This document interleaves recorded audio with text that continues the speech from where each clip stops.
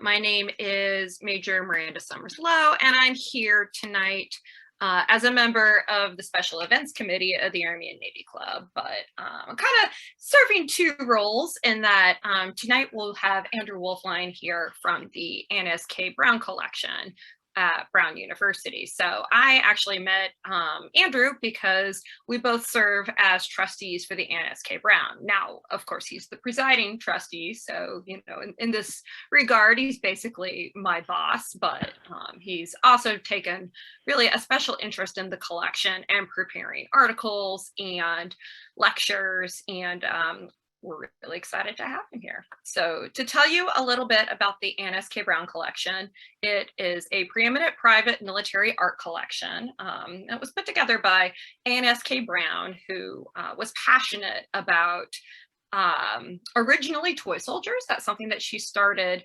collecting on her honeymoon, and that kind of grew to 18,000 works of art, 15,000 individual prints, drawings, watercolors, paintings, and photographs, and 20,000 books, including unit histories and other manuscripts. She was particularly interested in US, Europe, with British and French as a focus, loved uniforms and depictions of uniforms, but also collected the stories around them, including a lot of diaries, journals, and sketchbooks. So tonight we'll be seeing an object from that collection.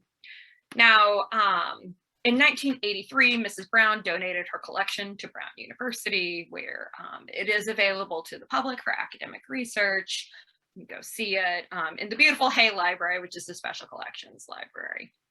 And it's had the same curator since 1989, the great Peter Harrington.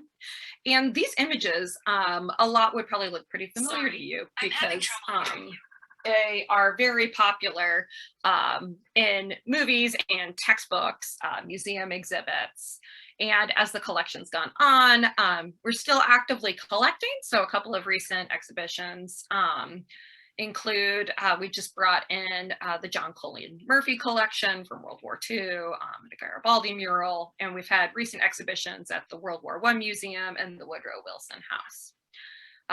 We're welcoming Andrew tonight. As I mentioned, he's the presiding trustee of the collection. And in this role, he has worked with the curator on some of these exhibits and lectures, including at the Society of Cincinnati, at the Woodrow Wilson House, and now his second time at the Army and Navy Club. We were just talking, he was here in March presenting on the de Verger diary of a French officer in the American Revolution. He's written diverse articles, both on financial topics, but he recently had an article in the Marine Corps Gazette. He has his bachelor's degree from Brown University, where he also studied in France and Japan, and he has a master's of business administration from Harvard Business School. He joins us today. We're from North Carolina, where he currently lives, although he spent many, many years in the DC area. So, Andrew, thank you very much for joining us. Great. No, it's a pleasure to be here with you. And I'm excited to present Faber du Faur this evening to everyone. Okay, so we're all set? Okay, very good. So good evening, everyone. Tonight, I thought the way I would present Faber du Faur, first I'll do a very quick primer on the 1812 invasion, just to sort of remind everyone of sort of the invasion and the retreat, sort of the direction the French army took. And then we'll look quickly at the provenance of the artwork of Faber du Faur that's in the collection at Brown University, how Mrs. Brown collected it, and what's in the sketchbooks that she acquired. And then we'll actually look at some of the images. I would have loved to have shown you all the images, but would be here much longer than an hour. So I have about a third of the images, which I think will give you a very good feel for the invasion, the occupation of Moscow, and then the subsequent retreat. And then we'll take a quick look at his career after 1812. So just, you know, this is just a map I pulled just to sort of show the French army kicking off here, crossing the Niemen River in June of 1812, and they moved east. On the blue lines you hear Smolensk, there is a big battle, we'll look at that, and continued on up to Borodino, which was the largest battle of the campaign, we'll look at that, and then on to Moscow, where they were for just about a month or so. and then the retreat back, all the way back down here in the red line, and back to sort of where they started from. It was a huge invading force, a total of about 600,000 troops and 250,000 horses. So it's a huge endeavor that the French and their allies took to invade Russia. And I just wanted to point out that we think of it as the French invasion of Russia, but in fact, of course, there were many, many nationalities that were vassal states of Napoleon, and they had to provide troops. Many different German units you can see here. Faber du Faur was from Württemberg. His division had 15,000 troops. You can see there are Spaniards, Portuguese, Austrians.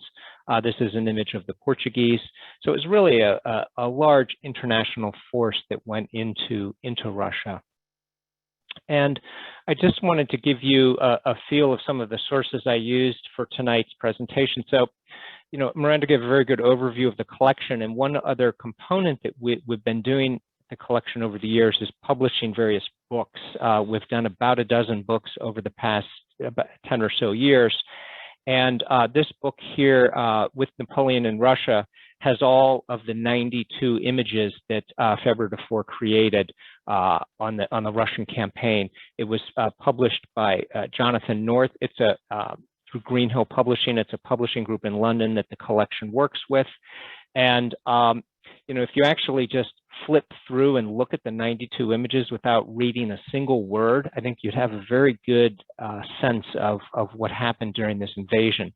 Now, what's intriguing in this book, in the bibliography, Jonathan North notes 240 memoirs that were written about the 1812 invasion by various participants. And they're all listed. Two that I've read and that I referenced and looked back this evening to preparation for tonight was the notebooks of Captain Coignet, a French officer, and then Captain Heinrich von Brandt, who was with the Polish, although his name is German, there's Polish Legion. Also pulling a few quotes from Napoleon himself, some of the things he wrote about the invasion. And then I also looked at a contemporary source just to get a sense of what contemporary historians were writing about the invasion. But so just to give you a broad sense of the different sources I used. All of the artwork that was in Jonathan North's book was art from the collection. And just also an introduction to Faber du Faur. He was born in Stuttgart in Württemberg. His family, you can see the name Faber du Faur, it's French origins. His family goes way back into the 15th century with French roots. And his father is in the military, and his son was in the military, and his grandson. I mean, there's strong family tradition of military tradition. He did train as a lawyer, but he really was actually very skilled as an illustrator. And the collection is, I think, the most interesting and very comprehensive and detailed art we have is by professional soldiers who are also professional artists. And there are not a lot of them in the collection, but Faber du Faur is one of them. So he was a real combatant, but also a professional artist. So it brings to bear unique ability to portray this campaign that he participated in. He is in the artillery, and he was 32 years old as a lieutenant when he went into Russia. And he did receive an honor at the Battle of Smolensk. This is just a little illustration here of sort of the artillery, how it actually looked. And one of the things I think it's to understand about sort of the sketches that he prepared and the artwork he prepared was a bit the chronology. So in 1812, in December, he successfully is able to retreat. And he's, first of all, I think for history and for posterity, we're fortunate in the sense that, he was one of 100 survivors from a division of 15,000. So their casualty rate, 99.33%. From POWs, killed in action, deserters, everything. Only 100 out of 15,000 came back, and he was one of the 100 who had that sketchbook of the entire campaign. So it's a unique historical record. And so he survives that. 4 years later, there's a small exhibit of his sketches is put together. And then 11 years after that, in 1827, he's commissioned by this publisher here, Christian Ottenreich, to take the sketches and make full color art, color drawings and plates that would then be published as a complete set to the public. So there's a lot of interest in the time at the campaign, and they were sort of looking back. It was 15 years after the invasion, and it's important to note here too, right? It took him 3 years to take those sketches and make the full color art in the, if you will, the luxury of a studio in his home. So he was, a professional art setting. He was able to take those sketches and make them into complete artworks. He did collaborate with one of the other survivors from his division, a fellow artillery lieutenant, Friedrich von Kausler. And so Kausler did not have anything to do with the art. He didn't draw or paint, but he was a sounding board. And if you think about it, it was 15 years after the invasion. So he had, they could talk about it, they could reminisce, they could try to remember the specifics of a particular image and what happened at that particular point. So I'm sure that was a good collaboration for the two of them to work together on this. But it's considered the illustrated memoir of Faber du Faur because, as I said, all of the artwork is his. This is a picture of the sketchbook, and just some of the art that we have in the collection. So what the Providence includes, there's 16 separate watercolors that are mounted on cards. Plus, there's this sketchbook, and in the sketchbook, there's 73 inserted works of art, mounted colored ink and watercolor wash sketches. Mrs. Brown acquired this Faber du Faur collection in 1957 at an auction in Munich for a total cost at that time Deutschmarks 2,300, which is about $550. This is a close-up of the album. So this album he did not have with him when he was in Russia. This is what he put everything in when he got back from Russia. So it was sort of a memento from the experience. And just to show you inside what we see inside, just you can see these have been more mounted. They're more professionally displayed. These are some of the the sketches and things, and we'll be looking at some of these in just a minute. But just to give you a feel of what was inside the book there, the memento book. And then these are some of the loose drawings, just a couple of examples. So you can see some are more sort of initial workups, and then others are more detailed and completed. So that's a bit of the background on Faber du Faur, the invasion, and the provenance of the collection, the artwork in the collection. And so now what I'm going to do, I'd like to go through these images to really give you a sense of what happened on this campaign. And it was, as we know in reading our history about this, it was really it was a terrible campaign, and really not a lot was achieved. I mean, it was a disaster, really, you could say. But it certainly started off very promising. This is the first image. The French army is on the banks of the Niemen River, from which they crossed into Russia, and everything is looking great. Everyone's, nice, clean, crisp uniforms, campfire. Everyone's well supplied, and they're off into Russia. And when they cross into Russia, the local inhabitants leave. They take off, but local Jews stayed. They stayed, so they didn't run away, and they engaged with the invading army, and they were involved in trade with them. And the French, one of the biggest challenges they had were supplies. They didn't have a lot. They had to really live off the land soon after this whole invasion started. And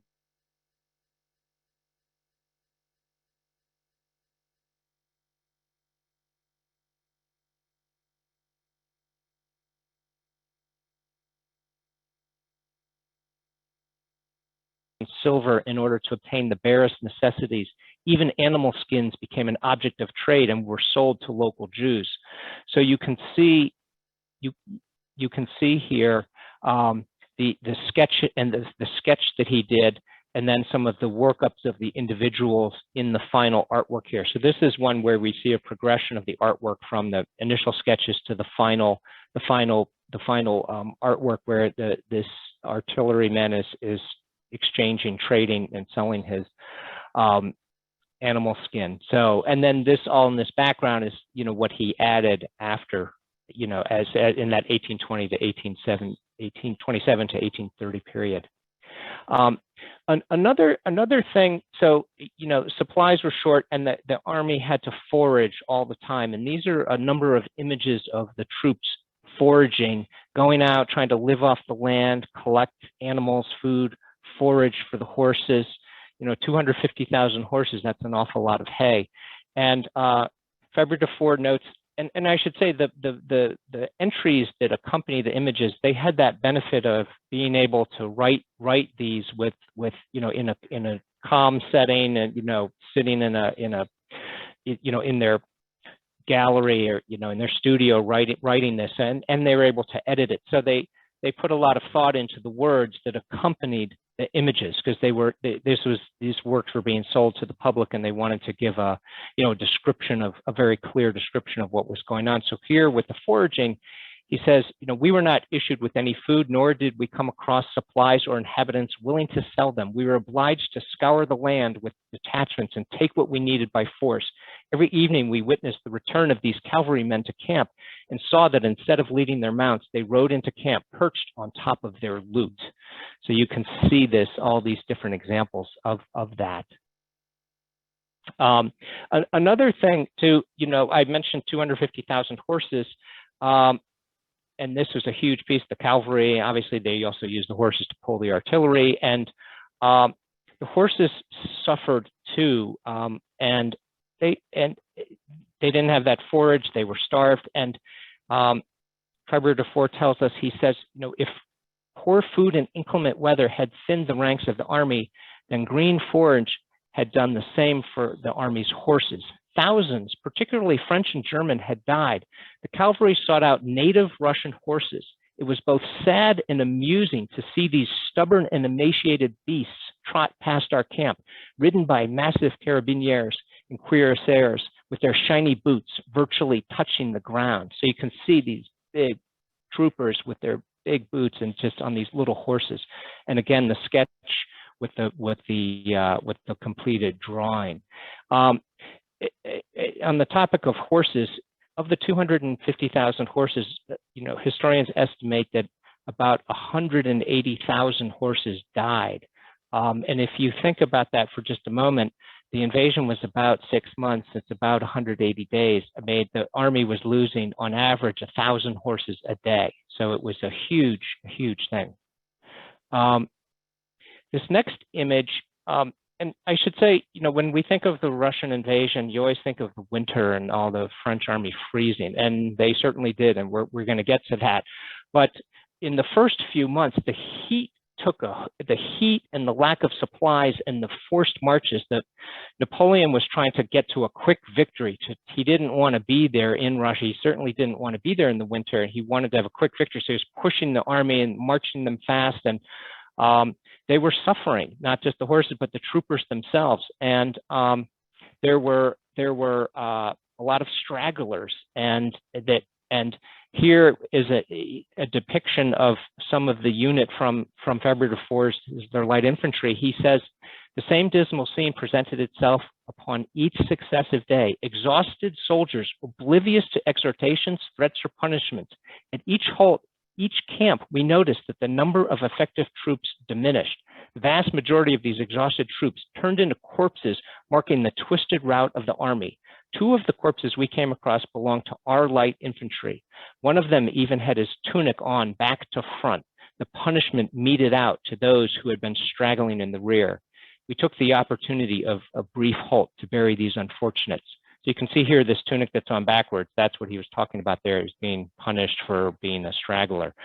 So again, he was drawing some of these out in the field, and he completed the broader artwork. But so that there were a lot of casualties from non-combat, and one of the other things in Captain Coignier's notebook, he talks about deserters. So you have stragglers, you also have deserters, and he gave an example of 120 Spaniards that deserted, and then they were tracked down, and there was some fighting, a little bit of sort of, fighting with them, and they were captured. And the French, the punishment for the deserters was that they drew lots. There were 120, they drew lots, and half of them, 60 of the 120 were executed for desertion. So it was, just a brutal campaign in so many ways. So, there's first stragglers from just the exhaustion of the efforts, and then there's some smaller battles leading up to Smolensk and Borodino, which we will get to. But one of the battles here, this is near Ostrovono in early August. Here we have soldiers that have been killed in combat, and Faber du Faur notes, dead men and dead horses showed the various positions of the Russians, and that the attacks of Murat and Eugene had taken place on a narrow front, no doubt caused by the thick forest which ran along the edge of the road for most of the way. The bodies had been exposed to the burning heat of the summer sun, and they were rotting. It was a horrible sight, and the air was thick for some distance with the stench of death. Our march through this scene was next to impossible. And, I have to say, Faber du Faur, they do not candy coat anything. They're not trying to put a sort of a propaganda spin on the invasion or the retreat. So it's very, very blunt in the interpretation of everything they saw. And one thing I'd want to point out here too, in this image, you'll see these soldiers, their feet are bare, and the stragglers, it was the same thing. In almost basically all of the images of dead combatants, their feet are bare. Their boots have been taken off. Someone else has taken their boots. Obviously, the army is marching. Everyone wants as many pairs of shoes as they can. So that's why they have the bare feet. Now, as the army is continuing its march, they come to this camp at Leonza, and they're there for 6 nights. So they have the opportunity to build shelters that are more complete than just for an overnight on a march. And Faber du Faur notes, we built ourselves a proper camp at Leonza from materials furnished by the very fields. The regiments competed to see which unit would have the most elegant shelters. Routine chores helped lighten our mood and the cares weighing down upon us. Here could come across soldiers cooking or washing. Further on, you might find troops herding the livestock we dragged with us. Such events took place every day and every hour. So they're here, they're sort of regrouping, and they're doing some, basic camp things and chores and things. It's these very sort of elegant compared to sort of, more primitive structures. They're able to have a decent stay at this point in time. But as they then move on to Smolensk, which is the first big battle of the invasion. And I've included 3 images here. And this first one here with the fire, and he describes this saying, we could see the cupolas of the cathedral from our camp. And as we looked down on the city, we caught sight of huge columns of flames roaring from the heart of Smolensk. The flames became more intense, formed a ball of fire that turned night to day and lit the countryside for miles around. The fire, fanned by the gentle breezes of a summer evening, called to mind Vesuvius. We were as if enchanted and thought neither of our current plight nor of the terrible consequences the fire would have for us. So he's describing this, and over here, and this, I wanted to include this image just because Faber du Faur is in the artillery, and this is a full image of the artillery, firing their cannon. And it's what he describes about this is, he says the cannonballs, they still bounce towards us, plowing through the soil and showering us with earth and stones. Even if the missiles went harmlessly by and we thought the danger over, a number of us were still wounded by cannonballs ricocheting off the walls behind us and once again into our ranks. So you can see that this big wall, Smolensk is a walled city, and they're set up there, and the Russian incoming cannonballs are hitting this wall and wounding them in this position that they're in. So it's just a really intense intense situation for them. And then this is just catching some of the locals. And while they're in Smolensk, again, this is the Württemberg artillery. Faber du Faur notes that some of the gunners, exhausted by their exertions and tormented by thirst inflicted by the heart of the scorching summer day, came across a Russian girl in one of the houses and made her fetch water for them. Intimidated by the sight of these strange warriors and terrorized by the thunder of the guns and sinister whistling of shells, she visibly trembled as she drew close to the scene of the struggle. Even so, fortune was with her. After carrying water to us a number of times at the risk of life and limb, she eventually managed to return safe and sound to her worried family. And one of the things about the images of Russians, so Faber du Faur, there are a number where he captures the locals, and we'll look at a few more, but there are none of the Russian soldiers, because he was at that, when he could see them, they were fighting. He didn't have time to sketch, so you won't see any pictures of the Russian soldiers themselves. There are some where there are hazy sketches in the distance of Cossacks sort of harassing them all through the retreat, but we do have much closer images of the civilians. Now, one of the first images of Napoleon, we have a few this evening. This is Napoleon at the end of August, and you can see the sketch here again. He's the only one sitting down. He's got his foot up on the chair, being very Napoleonic, dismissive of the local. Over here on the left, these are the Württemberg troops marching by. And Faber du Faur says, we caught sight of the emperor more and more, something which always suggested an imminent battle. And we came across him again seated before a house surrounded by his staff in conversation with Russian noblemen as the troops marched past. So this is one image you can see here of Napoleon. And so that was just before the Battle of Borodino. He was foreshadowing that battle, and this was the largest battle of the campaign.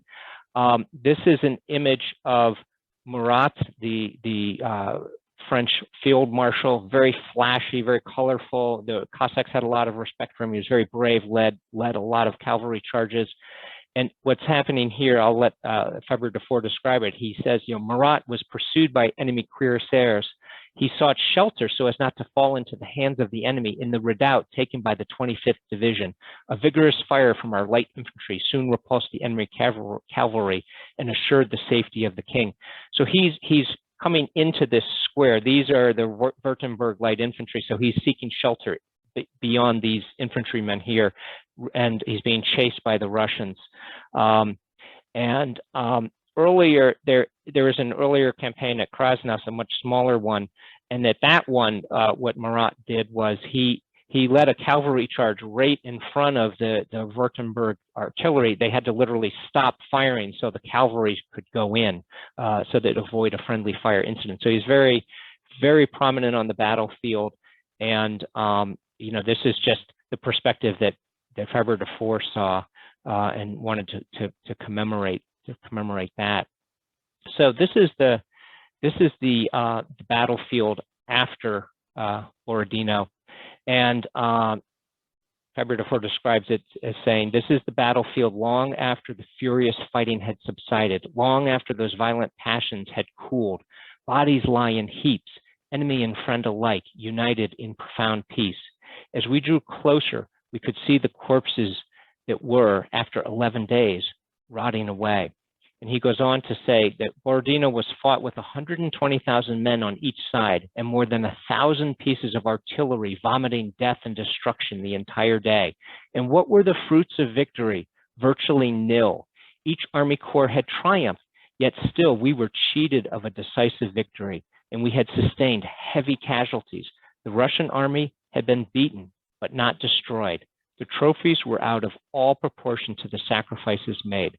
Some 30 guns, some of which were too badly damaged to be of service, and some 1,000 prisoners. The fate of the prisoners was terrible. They were taken to Smolensk. They were dragged towards the Prussian frontier, tormented by hunger and deprived of even the most basic necessities. Almost all perished before leaving their homeland. in this upper right corner here is an image of those Russian prisoners. You can see again here the sketch of the battlefield. This was a Pyrrhic victory. The French lost 14 lieutenant generals. They lost 33 major generals were killed. Over 90,000 artillery rounds were fired. Each side sustained 40,000 casualties. Again, you can see the bare feet of the deceased. And it was interesting, Napoleon was writing to the Austrian emperor, who was an ally, but sort of a fledged loose ally who could be subject to switching sides. And he is sort of the fake news of the day. He told him that the French casualties were 8,000 to 10,000, and we had a large number of prisoners. Well, of course, it wasn't 8,000 to 10,000; it was 40,000, and they had a very small number of prisoners.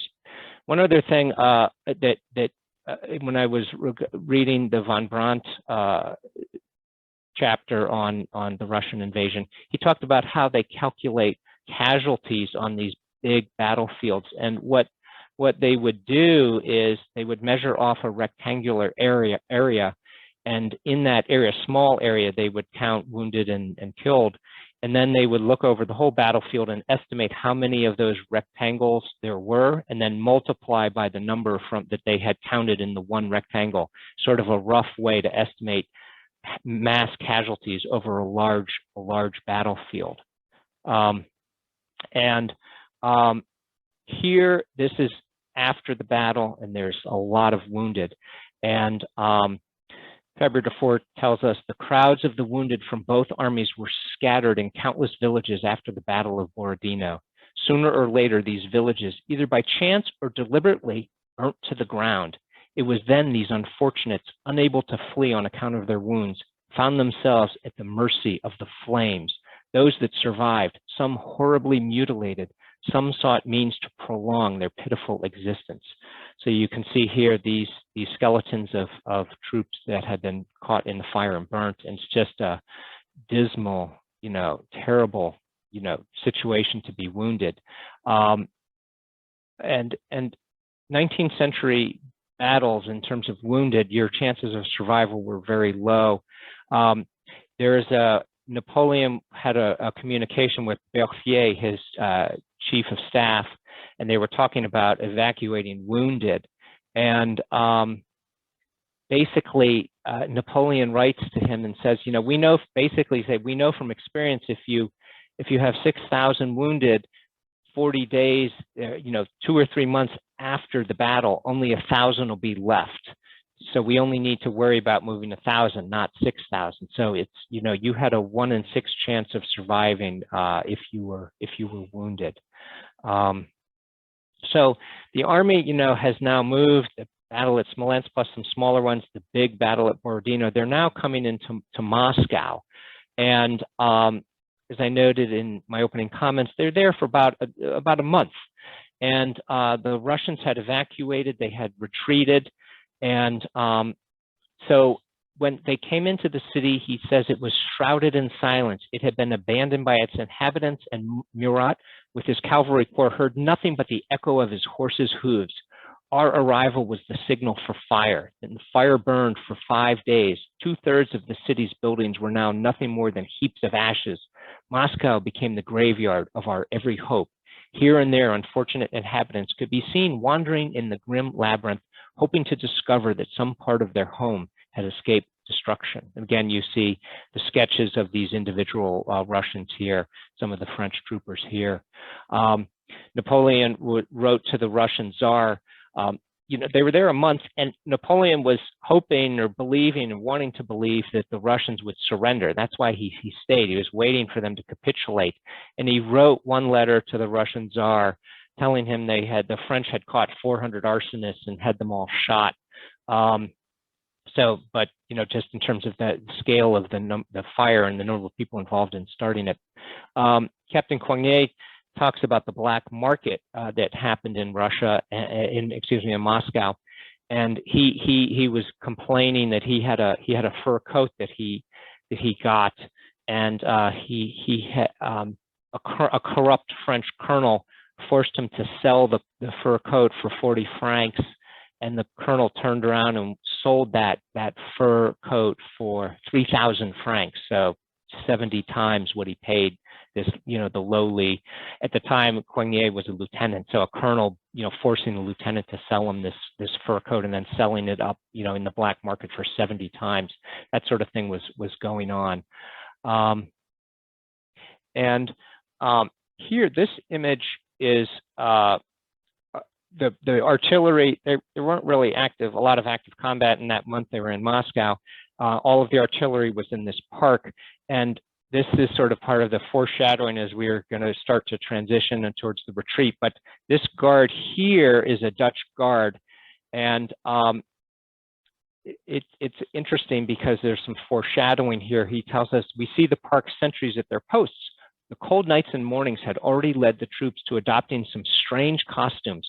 One of the sentries, a Dutch gunner, keeps out the cold with a fur cap, which you can see here, and warms his hands in a muff. And then under his greatcoat, he sports a nightgown. Such precautions were but the prelude to the universal adoption of attempts to keep out the cold. So it's winter's coming. We're getting those late fall days with cold mornings and cold evenings. They were there a month, and they did have some downtime, and they got to take in some of the local sites. And here they find this Church of the Old Believers, and Faber du Faur tells us that the surrounding area was magnificent, covered in trees and presenting a delightful appearance. Exploring the area, we came across a beautiful church hidden in the clump of trees. It was a most dazzling sight. Its cupolas were blue and speckled with golden stars and towered forth over the brilliant masses of autumnal leaves. So here they're just taking it easy and enjoying some of the local sites. This is the Kremlin, and the Kremlin here. This is the Cathedral of the Annunciation. Within the Kremlin, he gives us a little bit of a history lesson here, telling us that the Cathedral of the Annunciation was founded in 1397, and then in 1697 and 1770, the interior was restored by Peter the Great and Catherine the Great, respectively. And in 1812, the square to the east of the church was covered with hundreds of French and Allied caissons, which, owing to the lack of draught horses, had been deposited within the Kremlin walls. The square apparently was so congested that it was in fact rather difficult to find a suitable place from which to draw. The caissons were abandoned when we commenced our retreat, and gunpowder from them was later used for blasting mine galleries beneath the Kremlin. I wanted to put this image in here because it's the only one where Faber du Faur talks about his drawing, and it was difficult to draw because there were so many caissons in the square. He couldn't find a suitable place to draw. So that's the only time in the whole of all of his artwork where the description he mentioned something related to his drawing. And this is up here. This is just a modern, a current day picture of that cathedral. It's late October, and again, we're seeing an image here of the locals, but what's happened is they've heard some good news, and Faber du Faur says, during our stay in Moscow, the tomb of our hopes, those inhabitants remaining in the city kept well away from us as though we carried some contagious disease. They hid in the ruins or in churches and spent their days, like us, in worry and care, hoping for better days to come. When, however, Murat was surprised and beaten at Torotino by the wily Kutuzov, victory now seeming to smile on the Russians for the first time, news of these events caused joy to the inhabitants. As we became discouraged, new hope was born amongst the Russians. So here the French army is basically getting ready to leave, and they're hearing good news of some smaller battle that had happened outside of the city. And they're excited. And the next day, the French are leaving. Here we see Napoleon again. He's reviewing the troops as they're heading out. And Faber du Faur tells us, and I'm gonna note here, this sketch here is of this soldier right here. So you can see, he went to a lot of effort sketching things, individual soldiers. He was really, as I noted, a professional artist. But here he says, thus it was on the 19th, we set out on the march, it would result in the annihilation of the entire army. Time after time, the way was blocked by disorganized convoys for 500 guns, 2,000 wagons drawn by exhausted horses, and countless carts and vehicles of all types and from all nations, loaded with booty or supplies, accompanied the army and slowed it down. So they're just coming out. It's very slow. They're moving. But now we're heading back west now. It's, it's late October. And one of the things that happened here, this is the caisson that was being carried. Faber du Faur notes it became bogged down in clay soil, and wagons were abandoned. Exhausted horses were left behind. The rear guard burnt any wagons that came across so they would not fall into enemy hands. Sometimes soldiers did not even wait for the rear guard to come up, but attempted to destroy vehicles then and there, placing the troops marching past them in extreme danger. Here, for example, as some artillerymen attempt to rid themselves of a caisson, a mounted gendarme rides up and fires his pistol in order to set it ablaze. It explodes, costing the gendarme his life and burning a number of men most horribly. These would die a miserable death, but a few days later as the march continued. So, it's just incredible of like all the different ways that people could be wounded or killed in this campaign. And this is just one more where they accidentally shoot this thing and they kill themselves. Von Brandt describes, so this is, I wouldn't say a friendly fire incident, but it was an accident. There was another friendly fire incident that's described by von Brandt, Captain von Brandt, the Polish officer, and it wasn't friendly firing. I would call it friendly sabering. The French were confused on the retreat in the snow and the mists, and everyone was, their uniforms were not as evident because of all the, the warm clothing they were trying to put on. And the French charged the Poles, their allies, and were sabering them. It is just another example of this, this misfortune that could happen in the fog of war. So we start now to get into the winter, and this is on November 7th. A huge snowstorm comes in, and Faber du Faur notes the snowstorm robbed us of the day and announced the true arrival of the Russian winter. The furious storm blew huge flakes into our faces, flakes which soon settled and sought to obstruct our march. The horses found the going difficult on the icy surface and gave up. For the first time, the cannon were abandoned. The road began to be littered with frozen bodies, and these, soon covered with a snowy winding sheet, formed small mounds. The Russian winter finished off what starvation, exhaustion, and retreat had been unable to accomplish. The army disbanded and melted away. Now it resembled a rabble. Cold and an instinct for self-preservation made men quit their units. The most terrible part was the night. 16 hours of darkness, camped in the snow, without food, without fire. The sinister end to the first day of winter marked but the start of our woe. And one of the thing he notes about the horses found the going difficult on the icy surfaces. So in the winter on ice, you can put on the bottom of a horseshoe basically some metal studs so they have some traction so they don't slip. But they didn't do that. The French didn't do that. Murat, who's the great horseman and very brave, he had a reputation for treating horses horribly. The Polish did put these spikes into the horseshoes of their horses, and so some of the horses had some traction, but many did not. As we move on, this is our next image of Napoleon. Now you can see it's quite a different view. He's shivering and taking comfort by a fire like everyone else, and Faber du Faur tells us, he says, who knows what must be going through his head as his pitiful army files past. The fires were fed by broken wheels and gun carriages, and Napoleon was partially disguised by a fur hat. So here he is, the sketch draw, the workup sketch, and then the final artwork. But Napoleon is, he's suffering along with everyone else. Now they continued the march. They've now marched 20 days. They're back to Smolensk, and earlier when I showed the images of Smolensk burning, and Faber du Faur said they didn't know what the consequences of that would be at the time.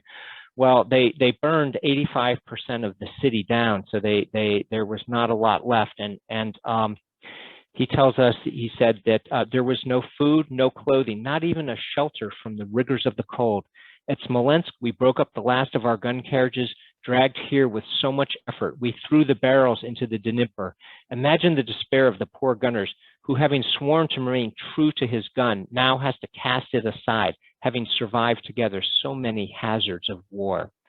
And in a dispatch from around this time, Napoleon, he says that, Napoleon writes, he said, from November 7th, the cold set in. From that moment, we lost an immense quantity of cavalry and artillery horses. The horses were dying every night, not in hundreds, but in thousands, especially the French and German horses. More than 30,000 horses died in a few days. Our cavalry was dismounted. And Captain Coignet, in his memoir, he notes that the troops, they ate the horses. They ate the horses. And if they could make a fire, they would cook them, and if not, they would eat the horses raw. So it was just, becoming a really savage experience.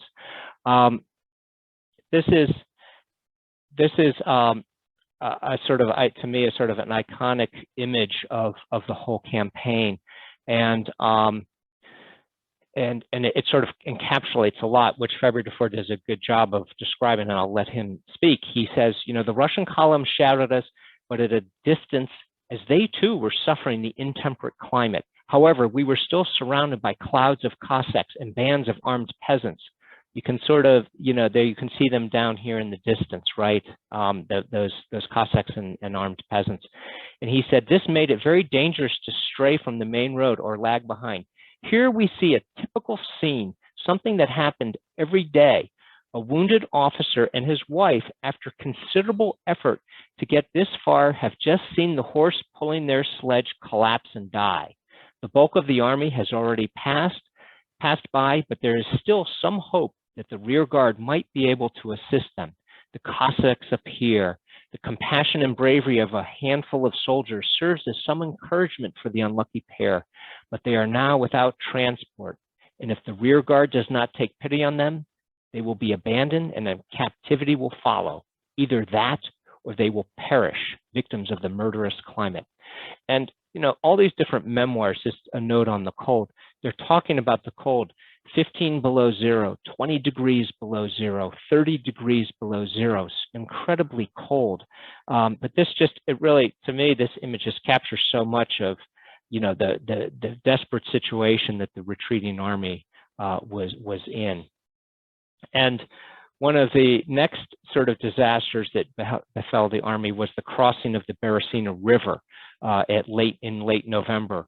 The French had been able to deceive the Russians as to where they might be crossing, so they bought a little bit of time and they built these two temporary bridges across the river.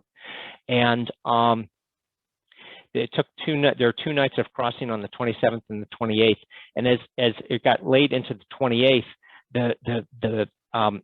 first, the smaller image here, the soldiers that didn't have any weapons weren't allowed to cross. So you can see the soldiers on the right with the guns are blocking the non-armed troops from crossing. But then as we get into the 28th, Faber du Faur tells us that a single idea took hold of the crowd, a single objective, to reach the bridge. And in order to do so, the fugitives were prepared to crush every obstacle and force their way past anyone, be it friend, commander, woman, and child.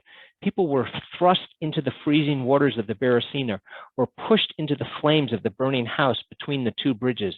The desperation of this mass reached fever pitch. Each Russian shell or round found a target, and swaths of the unfortunates were cut down. In a convulsed way, they surged forward, crushing the dead and dying underfoot. So just a scene of hell, really. Just, you can imagine this being cannon incoming fire, and a flimsy bridge, and being shot and falling into the river. Just all of this, this mayhem. And then on the morning of the 29th, all those who had failed to cross the bridge, the French burned the bridge so the Russians couldn't come after them. So about 20,000 were left behind and caught there. So it was just a terrible situation. Now, on the other side of the river, they've crossed now on the right bank, so they're safe for the moment from the pursuing Russians. And this was when I first saw this scene and was reading about this, I really couldn't believe this, but then you can believe it. And what happened here was they arrived late at night, and there was no food, and soon some fighting broke out, but not as one might expect. They were for room inside the houses, but the fighting was for the houses themselves. The soldiers, maddened by the cold, had clambered onto the roofs and started to demolish the houses for wood. The occupiers fought vainly to prevent this, but by the following morning, the houses had disappeared, consumed by countless campfires. So you can see them up on the roof here, tearing them down. They literally tore all these cottages down for the wood and burned them, and these are some of the campfires. During the retreat, when they did have campfires, Captain von Brandt talked about one of the campfires where, when his unit was marching and they came to a campfire, they approached the campfire and everyone's trying to wiggle in and get close to the fire to get warm. And this one particular fire he came to, everyone around the fire was frozen to death. And so it was this macabre scene where they were so tired and they needed the warmth of the fire, they just slept right next to the corpses that were frozen to death. And in that same location, in the morning, there had been an embankment that had blocked the wind. And in the morning, the wind had blown the snow off the embankment. And it wasn't an embankment, it was a stack of corpses of all different nations. And so just describing this, it's this one horror after another. And this is our penultimate image we're going to be looking at tonight. They're very close to the border. They're almost out. You can see here more Cossacks, and this really, is a very good summary too of what was happening. Of course, the cold was getting worse, and we were losing more men and horses. The army dragged itself forward, littering the road with its dead, dying, and deranged. We were constantly harassed by bands of Cossacks greedy for booty. Armed men gathered in bands, and there were running battles in the snow with a few pieces of artillery dragged all the way without horses, firing their final discharges in Russia. Mixed in with such bravery was, however, as much cruelty and a revolting selfishness. The strongest pillaged the weakest, the sick were stripped of their clothing, and the dying were robbed of their clothes and left to die in the deep snow. An instinct for self-preservation had snuffed out all traces of humanity in the human heart. So you can see this character here is pulling the blanket off his own comrade, and this guy here is still alive, but his shoes have been taken off.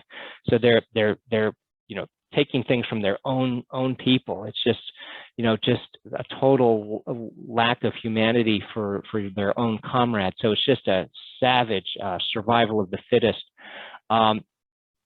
And one thing about frozen feet, Captain von Brandt, the Polish officer, tells us that sometimes when they were taking shoes, or he would see shoes being taken off of corpses, the toes were so frozen that the toes snapped off like twigs on a tree. So just a horrible scenario. So this is the last image, and they're out of Russia now. They've been out for a couple of weeks, give or take. These are some officers returning home to their different countries. You can see now they're nicely clothed, nice boots. Everyone's got boots on, and they've got nice warm clothes and hats, and the horses, the sledge, everything. It's just the last image. But again, he doesn't candy coat anything. I think Faber du Faur gives a good summary with this image, just summarizing the whole campaign. He said, as 1812 came to an end, so too did the incredible suffering. The fatal retreat from Moscow was over. So too was the Grand Army. It no longer existed. It left its glorious remains on the fields of Krasno, Smolensk, Volotunya, Polotsk, Borodino, and Malojoroslavets, and other endless steeps of Russia, and over the endless steeps of Russia. It had been consumed by disease, hunger, want, and the rigors of a wrathful climate. And so in this campaign, the French lost 500,000 men, 180,000 horses, and 1,000 cannons. And just a brutal, terrible, marked certainly the beginning of the total end for Napoleon. And I just wanted to end on one thing here. At the end of December, Napoleon, he left the army as they were getting close to the border. He had to hightail it back to Paris to do some damage control. And he's still communicating and with the army, and he writes to his chief of staff, Berthier, again. He's received some things from Berthier, and he writes to him, and this just gives you a sense of Napoleon. He said, "I have received your dispatch of December 21st and the memorandum of actual losses. I shall consider it most anxiously." And then he transitions and he says, "This year's conscription is splendid. I had about 25 or 30,000 men on parade on Sunday." And, he's just had this horrible disaster in Russia, and he's already looking at the next round of recruits and how splendid they were on parade. Really just an incredible way to encapsulate the end of this. So that's their invasion and retreat. It was brutal, as we all know, and I think Faber du Faur did a very good, very fair job of capturing all of that. After 1812, so he had a full military career. He worked his way through the ranks, as you can see here. He died in 1857. A note about his son Otto: he was born in 1828, and he followed his father into the military. Eventually, he quit the military and became a full-time professional artist too. And this is just an image that he did of Napoleon. So there was clearly some artistic talent in the family. So that concludes my comments. I hope that you found that interesting and informative. And so thank you very much for your attention. Thank you for that excellent presentation, Andrew. I know we are coming up at about an hour, but if anyone had any questions, no, that's great. It was wonderful. Don't want to keep anyone from asking questions, so please feel free to go ahead and do that. I think what came to my mind immediately is you were talking about how rare it is to find someone who is a soldier who's also trained as an artist. Now, from looking at this sketchbook and some of your other research in the collection, what do you think it is that maybe like an artist can see differently than someone who's kind of sketching but without training? Right.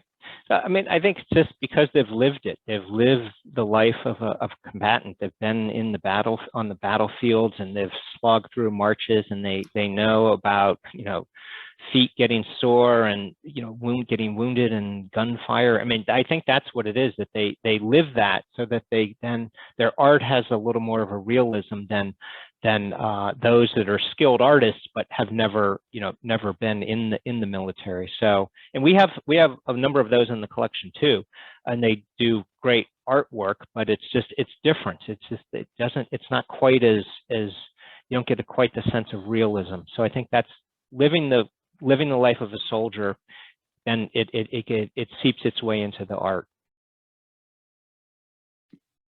Yeah, that's really interesting. And I think you did a good job of kind of showing the difference between like the sketches he did sort of like on the move versus like what he had time to go back and develop later. Yeah, and he had, he had 3 years to do the full color art in a nice studio, and but out in the field he was just sketching. And it's interesting, as far as we know, all the sketches that they're, at least from what we know so far, he didn't have a lot of, he wasn't really writing. He was just sketching in the field. He was sketching and drawing. That was his diary. It was all through the images. And then obviously they put the words in between 1827 and 1830. They added the words, all these descriptions, which I was trying to read and bring. I really wanted to let his words describe those images. Well, I've had a couple of kind of comments come in from folks, but Michael says it's not a question, but a comment. The loss of all the horses in Russia prevented Napoleon from capitalizing on battles in 1813, 1814. It was easier to replace the men than horses. Right. Did you want to respond to that? Well, one of the things that I've gathered from all of this was that because the casualties were so high, that replacements coming in didn't have a lot of veterans to really train them. So I'm sure there were horse shortages, but they also felt the lack of veterans to help the new recruits sort of get assimilated. So it's probably a combination of both. Mm-hmm. Well, you are bringing in rave reviews, Andrew. Bob says, thank you for the interesting presentation on a really unique and fascinating aspect of this monumental military history. And Warren says, thank you for the presentation, especially the detail of the retreat. I turned up the heat in my house. Yeah, I can understand that.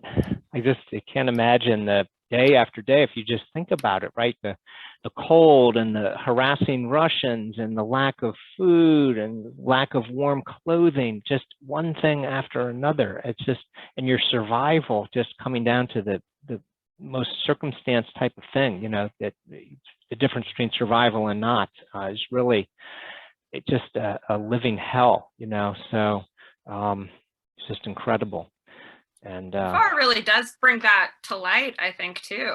And you know, thinking about him having lived this experience and then, you know, spending years of his life reliving it and making these paintings, I think really, you know, deepens what it was that he was working on, because I'm sure that, you know, he had all kinds of additional memories that, you know, he was sort of need to sift through to make this art. Yes, yeah. And it's, you know, as I mentioned in the presentation, that idea of us and posterity getting this, having this record, it's so different than the written record, although it's very similar to the written record, but just through art, right, through the images, because all the diaries describe the same things, right? So his images were capturing what was in these diaries too. So it was just, you know, it's a unique historical record that complements the larger number of written records. Well, that ties in really well to Stephen's question. So he's asking if de Faur had any written record of his thoughts on Napoleon. If Faber du Faur had any thoughts on Napoleon, written thoughts? No, not that I'm aware of. It just, you know, the few little comments you know, that were captions that accompanied the images of Napoleon. We saw 3 images of Napoleon there sitting on the chair and then watching them leave Moscow, and then the last one, you know, warming himself by the fire. So he didn't write a lot more about that. But you know, it's reading the memoirs, some of these memoirs or the diaries. There was a certain fanaticism and admiration. I mean, Napoleon was this larger than life character, and, you know, was just this, this source of energy and power. And I think that, you know, and that you're right, you know, that Vive l'Empereur, you know, they really rallied to him. So, you know, so Faber du Faur doesn't write so much about that himself, but you see it in a lot of in the diaries. Miki is asking if he was a cartographer as well. Not that I'm aware of. I don't think so. No, he was artillery. Yeah. Berthier, the chief of staff of Napoleon in the American Revolution, was a cartographer, but by the time, but that was not Faber du Faur. Well, thank you very much. You know, kind of have gotten to the end of our questions, but I think Tom sums it up nicely that your presentation was wonderful at bringing War and Peace to life. So thank you very much. We'd love to have you at the club again. Great. Okay. Well, thank you very much, everyone. Appreciate your attention and your questions. Enjoyed presenting to you. Thank you. Enjoy your evening. Bye-bye.